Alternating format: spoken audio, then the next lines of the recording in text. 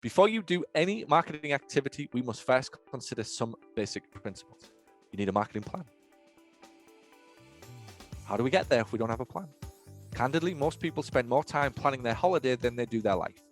And most people have a good holiday. I wonder if there's something in common with that. I wonder if there's something that we can learn from the fact that when we plan our holiday, right?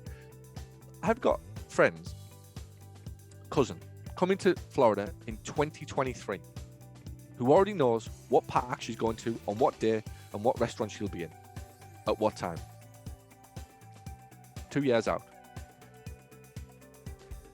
I've got business owners who've been in business for 10 years, have no idea what they're doing next week. And they wonder why their businesses are a mess. Can we do the basics? A marketing plan is a living, breathing document that evolves and changes over time according to the needs of the business. The purpose of the plan, really, is to tell you when you're off track. Most people have no idea that they're off track until they get the financials from their accountant. Better luck next year. Hopefully the tide will turn for you this time. I know we've said this for the last 13 years, but this year's got to be your year. Most people wake up each day thinking, I need more patience. And you know what? Many people do need more patience. There's very few problems that wouldn't be solved with a few more patience. It's a wonderful position to be in. But a detailed marketing plan is the starting point for everything good about a successful marketing department. So I'm going to show you mine. Check this out. Because we were easing back and the restrictions upon the clinic and the staff that we could and were only allowed to have in the clinic, there was a reduced number of patients needed. So as you can see, we needed 63 patients. So we created a marketing plan around our evergreen activity, around our project work, and around our campaign work that included Google and Facebook and emails and drips and nurture and SEOs and 5-star reviews and all these things I'm going to talk to you about today. That gives us an overview of how many patients we need and where we're going to get them all from. So in April, it was 63. Well, in May, we were allowed a few more staff back. So we pushed it up to 80. So we had to change the activity in order to get to 80. But in June, I want to get back up to 100. The country should be, touch wood, should be open by then. It's summer, people are out, there's pent-up demand.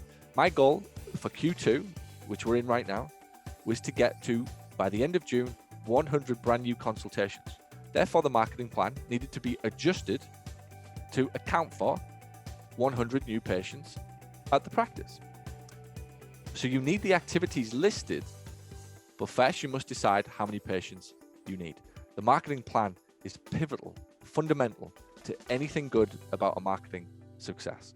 It might take 2 or 3 hours to sit down and do it. It might take the discipline to do it, but it saves you so much time further down the line. That's your marketing budget, all right? It's the marketing budget that tells you how many patients you need. So if you have a monthly, I'm going to do with it. You might want to get your workbook out for this. To get your marketing budget, which tells you how many patients you need, which is part of the plan, or before you can create the plan, you have to come up with what's the monthly financial target. So if in this case, it's an additional $10,000 and your fee per session is $200, on average, patients have 5 sessions with you. Well, how much do they spend? It's $1,000. They spend $1,000 with you. It means the total new patients required that month are 10. It's 10 new patients every single month. And if the current conversion ratio, which means that for every 3 phone calls you get, 1 converts, because not everybody converts everybody. No business can do that. And the bigger you get and the longer you've been in business, the more it becomes about people hearing about you and making inquiries. What you will find, you new business owners, in the first year or 2, people who buy from you, they're bought in very quickly. But as you enter usually year 2 and beyond, it becomes a lot more about, I've heard about you, can I have some information? And the reason that people then lose out further down the line in business, simply because they're not prepared to talk to the people who want information first. How many leads do you need? Well, you'd need 30. What you've got to factor in is how many you're currently getting. That could be a very simple, I get 15 phone calls every month, but I need 30. which explains why, despite getting 15 phone calls, you don't have the $10,000 revenue target that you're anticipating. Is this making sense to everybody? It's a very, very simple, easy to do, very quick formula to decide what's the gap in your current marketing. What's the gap in your marketing? So when you know what the shortfall is, that's where we can construct this next step, this marketing activity with that in mind. You should have a big round number on the board that says, if I'm getting 15 patients or inquiries right now, is what I'm about to do over and above what I'm already doing likely to get me 10 or 15 clients? And we can get more focused and more intentional about what we're doing. So the shortfall or the gap in your marketing is what your campaigns and all of your marketing activity have to produce for you. Which brings us to the next part of the challenge, the 9 marketing campaigns. So what's interesting is some of you realize that you're only a few. You're not a million miles away. And when you see that, it should give you encouragement. Like Sydney's asking for 10, James is asking for 8, Ashley's asking for 5, right? This is not the end of the world. This is not like 150 brand new patients. Some of you only need another 3 or 4 phone calls, 8 to 10 phone calls that convert to 4 patients, 5 patients who spend $2,000 with you. That's a 10 grand bump, 120 G's every year from an extra 8 to 10 leads, right? Now, when you hear that, is that then encouraging you or exciting you to invest in your marketing? It should do.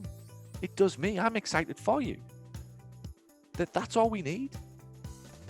10 or 12 extra phone calls in 30 days with all of what's available to us today, from Google to Facebook to referrals to social media to emails to this thing still called the telephone that we can use to get in touch with people, to newsletters, blogs, content, SEO, 5-star reviews, workshops, virtual seminars.